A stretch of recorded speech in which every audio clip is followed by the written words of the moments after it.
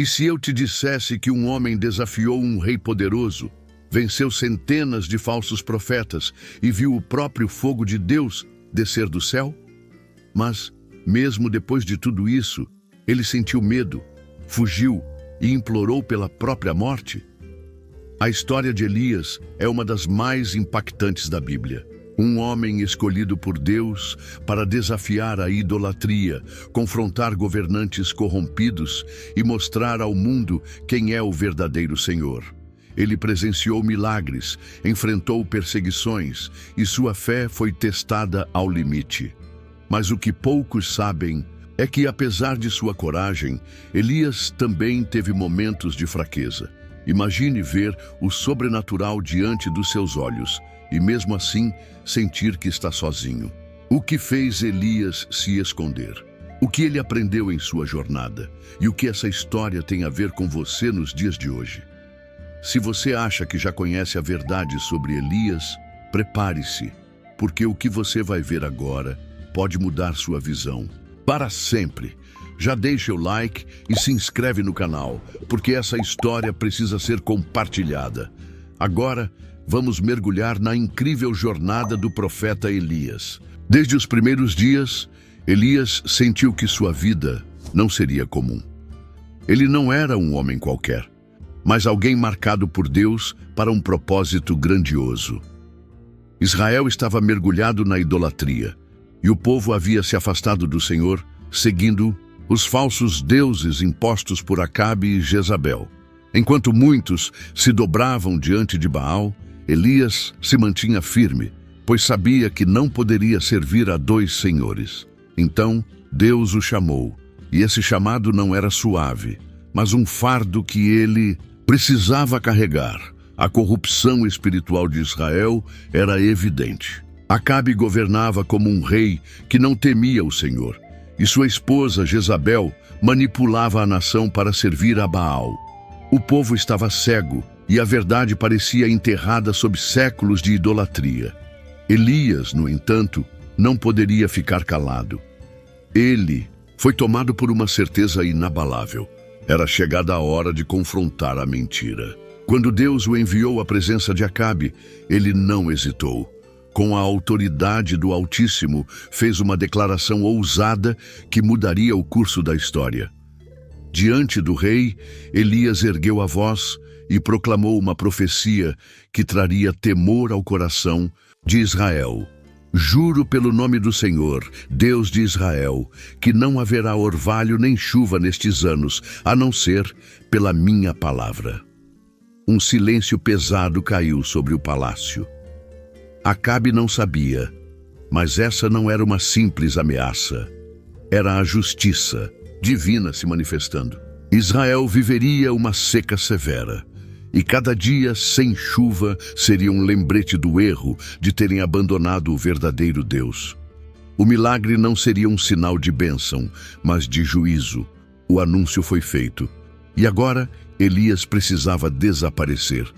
Deus ordenou que ele fugisse, e ele obedeceu sem questionar. O profeta partiu para o deserto, onde foi sustentado de maneira milagrosa.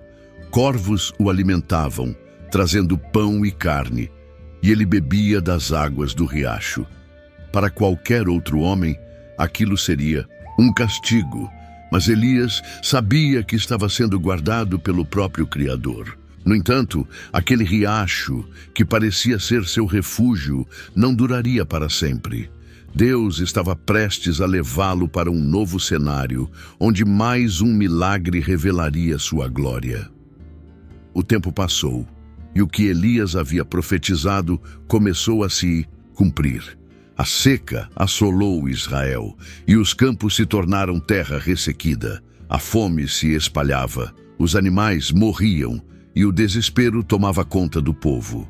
Acabe buscava por Elias, mas ele estava escondido sob a proteção do próprio Deus. O profeta sabia que sua missão não tinha terminado. Ele precisava seguir para um novo destino, onde encontraria alguém que também estava vivendo uma batalha contra a escassez. Deus já havia preparado tudo. Mas Elias ainda não sabia que sua próxima jornada o levaria a uma mulher prestes a perder tudo e que, através dela, um dos milagres mais impactantes aconteceria. O riacho havia secado, mas Deus já tinha um novo plano para Elias. O Senhor o enviou a Sarepta, uma cidade estrangeira, um lugar inesperado para um profeta de Israel. Lá, ele não encontraria reis nem sacerdotes, mas uma viúva pobre, uma mulher, sem recursos e sem esperança. O encontro entre os dois não era coincidência, mas parte do propósito divino. Elias chegou à cidade e encontrou a viúva recolhendo gravetos. Sem hesitar, pediu água e, em seguida, algo para comer. O pedido parecia simples, mas para aquela mulher era um peso insuportável. A viúva olhou para Elias e disse que não tinha nada além de um punhado de farinha e um pouco de azeite. Sua intenção era preparar uma última refeição para ela e seu filho antes que a fome os consumisse. Mas Elias não estava ali para aceitar aquela sentença de morte. Ele estava ali para provar que Deus pode transformar escassez em abundância. Com palavras firmes, mas cheias de fé, ele disse: "Não tenha medo. Faça primeiro para mim um pão pequeno. Depois prepare algo para você e seu filho. Pois assim diz o Senhor: a farinha não se acabará e o azeite não secará até que venha a chuva sobre a terra." A viúva hesitou, mas algo dentro dela dizia que Elias falava a verdade. Ela obedeceu e o milagre aconteceu. A farinha nunca mais se esgotou, o azeite nunca mais faltou. Dias se passaram e cada manhã a provisão era renovada. O impossível se tornara real. Mas o que parecia ser o fim da aflição, logo se transformaria em uma provação ainda maior. Seu filho, a única coisa que lhe restava, adoeceu gravemente e morreu. O desespero tomou conta daquela mulher. Em meio às lágrimas, ela questionou Elias: "Vieste aqui para trazer à tona os meus pecados e matar meu filho?" Elias sentiu o peso daquela dor, mas sabia que Deus tinha o poder de reverter até a morte. Pegou a criança nos braços e subiu ao seu quarto. Ali, sozinho com Deus, fez uma oração que mudou tudo. Estendeu-se sobre o menino 3 vezes e clamou: "Ó Senhor, meu Deus, faz voltar a vida deste menino." O silêncio parecia interminável, mas então o impossível aconteceu. O menino respirou novamente. Deus o trouxe de volta à vida. Elias desceu as escadas e entregou o menino à sua mãe. A viúva, ainda em choque, murmurou: "Agora sei que tu és um homem de Deus e que a palavra do Senhor é verdadeira." O milagre estava feito. O nome do Senhor foi exaltado e Elias, mais uma vez, viu que não há limites para o poder de Deus, mas sua missão estava longe de terminar. Enquanto isso, em Israel, Acabe e Jezabel ainda governavam e a idolatria continuava se espalhando. Elias sabia que precisaria voltar, mas seu retorno não seria discreto. Ele estava prestes a desafiar o próprio rei e todos os falsos profetas. E desta vez, o próprio Deus responderia com fogo. O tempo passou, mas a seca persistia e a fome assolava Israel. O povo clamava por socorro, mas ainda estava dividido entre o Deus verdadeiro e Baal. Acabe, furioso, ordenava que Elias fosse encontrado. Quando finalmente o rei e o profeta se encontraram, Acabe não hesitou em acusá-lo. "És tu o perturbador de Israel?" Mas Elias, com a coragem que vinha do Senhor, respondeu com firmeza: "Não fui eu quem trouxe problemas a Israel, mas sim tu e a casa de teu pai, quando abandonastes os mandamentos do Senhor e seguiste a Baal." Não havia mais espaço para desculpas. Era chegada a hora do confronto final. Elias desafiou os 450 profetas de Baal para um duelo no Monte Carmelo, diante de todo o povo. A proposta era simples: cada lado prepararia um sacrifício, mas sem acender o fogo. Então, clamariam aos seus deuses. Aquele que respondesse com fogo do céu seria o verdadeiro Deus, O povo concordou, pois queriam ver quem realmente tinha poder. Os profetas de Baal começaram gritando e dançando ao redor do altar desde a manhã. Gritavam, clamavam, mas Baal permanecia em silêncio. O tempo passava e não havia resposta. Elias, vendo o desespero deles, ironizou: gritem mais alto. Talvez seu Deus esteja dormindo ou viajando. Mas nada acontecia. Os profetas, cada vez mais frustrados, começaram a lutar entre si com suas espadas e lanças, tentando demonstrar seu fervor. Faziam de tudo para chamar a atenção de Baal, mas o altar permanecia intacto. Nenhuma faísca, nenhum sinal. O silêncio era absoluto. Então chegou a vez de Elias. Com calma, ele reconstruiu o altar do Senhor usando 12 pedras, representando as tribos de Israel. Mandou cavar uma vala ao redor e ordenou que trouxessem 4 jarros cheios de água para derramar sobre o sacrifício. Fez isso 3 vezes, até que tudo estivesse completamente encharcado. Agora não haveria dúvida sobre o que estava prestes a acontecer. Elias ergueu os olhos e orou: Senhor, Deus de Abraão, Isaque e Israel, que hoje se saiba que Tu és Deus em Israel e que fiz tudo conforme a Tua ordem. Responde-me, Senhor, para que este povo saiba que Tu és Deus e que fazes o coração deles voltar para Ti. De repente, o impossível aconteceu. O fogo do céu caiu com um estrondo avassalador. As chamas consumiram o sacrifício, a madeira, as pedras e até a água na vala. O povo assistia sem palavras. Não havia mais dúvidas. Todos caíram com o rosto em terra e gritaram: O Senhor é Deus! O Senhor é Deus! A verdade foi revelada. O engano de Baal caiu por terra. Elias ordenou que os falsos profetas fossem retirados do meio do povo, purificando Israel da idolatria. Mas Jezabel não aceitaria essa derrota sem vingança.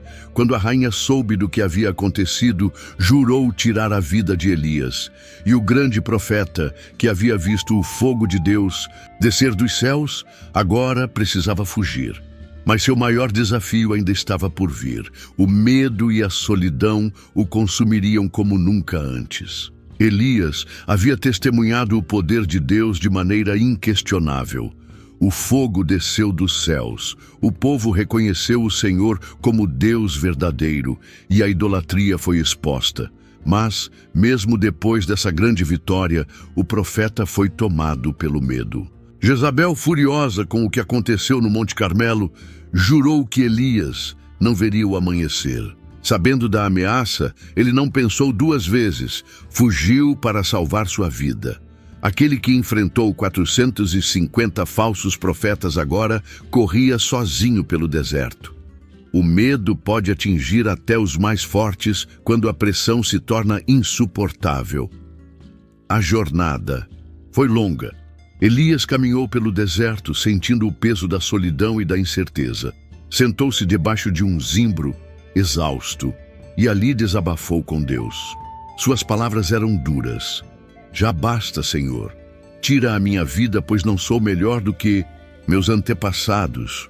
O homem que desafiou reis agora sentia que não havia mais forças para continuar. Seu coração estava abatido e o desespero o consumia. O que acontece quando até um profeta sente que falhou? Mas Deus nunca abandona os seus. Enquanto Elias dormia, um anjo apareceu e o tocou. Com uma voz serena disse: Levanta-te e come. Diante dele havia um pão assado sobre brasas e um jarro de água. Elias comeu e voltou a dormir, mas o anjo retornou pela 2ª vez. Levanta-te e come, pois a jornada será longa para você. Naquele momento, Elias percebeu que Deus ainda estava cuidando dele, mesmo quando ele próprio já não via saída. Fortalecido, Elias caminhou por 40 dias e 40 noites até o Monte Horebe, o mesmo monte onde Moisés recebeu os mandamentos. Ali, sozinho dentro de uma caverna, ele esperava ouvir a voz de Deus. E então a palavra do Senhor veio: "O que fazes aqui, Elias?" O profeta desabafou, dizendo que estava sozinho, que todos haviam abandonado a fé e que sua vida corria perigo. Ele sentia que sua missão havia sido em vão. Então Deus se manifestou, mas não da maneira esperada. Primeiro veio um vento forte que despedaçava as rochas. Depois, um terremoto abalou a terra. Em seguida, um fogo intenso surgiu. Mas Deus não estava em nenhum deles. Então, um sussurro suave se fez ouvir. E Elias compreendeu. Deus não age apenas em manifestações grandiosas, mas também no silêncio, nas pequenas respostas, nos momentos de calma. O profeta entendeu que ainda havia propósito para sua vida, mas sua missão não estava encerrada. Havia algo maior pela frente, um sucessor estava prestes a surgir. Elias deixou o Monte Horebe com um novo propósito. Deus lhe revelou que sua missão ainda não havia terminado, pois um sucessor estava sendo preparado. Seu nome era Eliseu, um homem comum, dedicado ao trabalho no campo, sem imaginar que sua vida estava prestes a mudar para sempre. Elias caminhou até ele e, sem dizer uma palavra, lançou sobre ele seu manto profético. Esse gesto significava algo grandioso. O chamado de Deus havia chegado até Eliseu. Eliseu entendeu imediatamente o significado daquele ato. O chamado era irrecusável, mas ele pediu permissão para se despedir da família antes de partir. Elias, sem pressioná-lo, disse: "Vá, mas lembre-se do que fiz contigo." Eliseu então tomou uma decisão que mudaria sua história para sempre. Ele sacrificou seus bois e queimou o arado, mostrando que não havia mais volta. Ele estava abrindo mão de tudo para seguir o caminho de Deus. A partir daquele momento, Eliseu passou a seguir Elias como seu aprendiz. O profeta sabia que sua jornada estava chegando ao fim e que logo Eliseu teria que continuar o legado. Durante o tempo em que estiveram juntos, Elias ensinou, corrigiu e preparou Eliseu para os desafios que viriam. Mas o discípulo não queria apenas aprender. Ele desejava algo maior. Queria ter uma porção dobrada do espírito de Elias, não por ambição, mas para servir a Deus com ainda mais intensidade. Quando Elias ouviu esse pedido, ficou surpreso. Não era uma coisa fácil de se conceder, mas havia uma condição: se me vires quando for levado, será assim contigo. O tempo estava se esgotando e Eliseu sabia que precisava estar atento. Ele não queria perder aquele momento. Elias havia sido seu mestre, seu guia espiritual. E agora, em breve, ele testemunharia algo que ninguém jamais vira. O fim da jornada estava próximo, mas a missão de Deus continuaria. A despedida se aproximava. Elias e Eliseu caminharam juntos até o rio Jordão, onde o último milagre aconteceria. Elias pegou seu manto, bateu nas águas e elas se abriram, permitindo que os dois atravessassem em terra seca. Era um sinal de que algo grandioso estava prestes a acontecer. Eliseu não tirava os olhos do mestre, pois sabia que aquele momento seria decisivo. E então, o inesperado aconteceu. Enquanto Elias e Eliseu caminhavam, o céu começou a se mover de uma forma incomum. O vento soprava diferente e a atmosfera parecia carregada de algo divino. Eliseu sentia que aquele era o momento. Ele manteve os olhos fixos em Elias, pois sabia que seu destino dependia disso. De repente, um carro de fogo com cavalos flamejantes surgiu dos céus, separando os dois. A cena era impressionante, algo que jamais havia sido visto. Antes que Eliseu pudesse reagir, Elias foi levado para os céus em um redemoinho. O discípulo ficou ali atônito, vendo seu mestre desaparecer. Seu coração estava acelerado, sua mente lutava para compreender o que havia acabado de acontecer. Elias não experimentou a morte como os outros homens.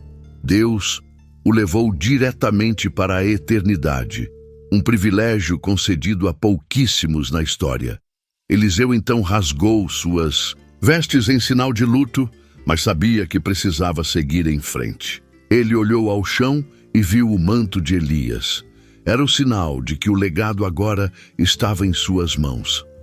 Com o manto do profeta nas mãos, Eliseu voltou para o Jordão. O mesmo rio que testemunhou a travessia de ambos agora estava diante dele como um teste de fé. Eliseu olhou para o céu e fez a pergunta que ecoaria por gerações: onde está o Senhor, o Deus de Elias? Então bateu com o manto na água e o rio se abriu novamente. Naquele instante, todos que observavam sabiam. O espírito de Elias agora repousava sobre Eliseu. Deus havia escolhido seu novo profeta. A notícia da ascensão de Elias se espalhou e muitos não acreditavam no que Eliseu dizia. Alguns sugeriram que talvez Elias tivesse sido levado para algum lugar distante e insistiram em procurá-lo, mas nada encontraram. Elias não estava mais na terra. Sua missão havia sido cumprida e agora Eliseu carregava a responsabilidade de continuar a obra de Deus. Mas sua história, repleta de milagres e desafios, estava apenas começando. A ascensão de Elias não foi apenas um evento sobrenatural, mas um lembrete do poder e da soberania de Deus. Sua vida foi um testemunho de fé, coragem e obediência inabalável. E sua partida foi o sinal de que o plano divino jamais se encerra. Sempre há um sucessor, sempre há alguém que continuará a obra. O ciclo não termina, ele apenas se renova. Mas será que o povo de Israel havia aprendido a lição? Ou ainda voltariam aos mesmos erros do passado? A história de Elias não é apenas sobre milagres e profecias. Ela é um lembrete de que a fé verdadeira sempre será testada. Ele enfrentou desafios impossíveis, viu o poder de Deus se manifestar de maneiras indescritíveis e, ainda assim, teve momentos de fraqueza e desânimo, mas sabe o que manteve Elias de pé? A oração. Em cada momento crítico de sua vida, ele clamou a Deus e Deus respondeu. E se Elias, um profeta escolhido, precisou orar para vencer suas batalhas, o que isso diz sobre nós? Quantas vezes enfrentamos dificuldades e esquecemos do poder da oração? Quantas vezes sentimos medo, incerteza e até pensamos em desistir? Mas a verdade é simples: Deus ouve aqueles que o buscam. Assim como sustentou Elias no deserto, Ele pode sustentar você e sua família nos momentos mais difíceis. Agora, me diga, você tem fortalecido sua vida e sua casa através da oração? Você sente que precisa de mais direcionamento espiritual para proteger e abençoar sua família? Se sim, eu preparei algo especial para você. Estou disponibilizando um e-book exclusivo de orações para a família, com orações poderosas para filhos, lares, momentos de dificuldade e muito mais. Não deixe para depois. Clique no link na descrição e adquira agora mesmo. E antes de sair, quero saber sua opinião. Qual parte da história de Elias mais impactou você? Deixe seu comentário aqui embaixo. E se você quer continuar aprendendo sobre histórias bíblicas profundas e transformadoras, se inscreva no canal e ative as notificações. Que Deus te abençoe e até o próximo vídeo.